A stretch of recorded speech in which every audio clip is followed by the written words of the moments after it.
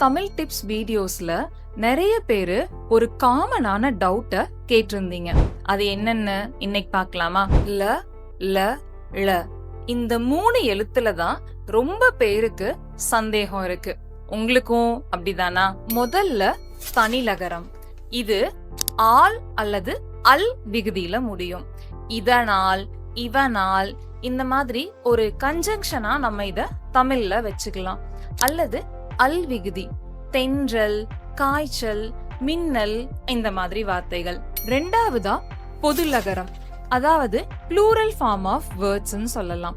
வீடுகள், மலைகள், அலைகள், கடல்கள் இந்த மாதிரி இதுவும் அல் விகுதியில முடியும், ஆனா பன்மையா இருக்கும். மூணாவதா சிறப்பு லகரம், நம்ம தமிழுக்கு யூஸ் பண்ற லா.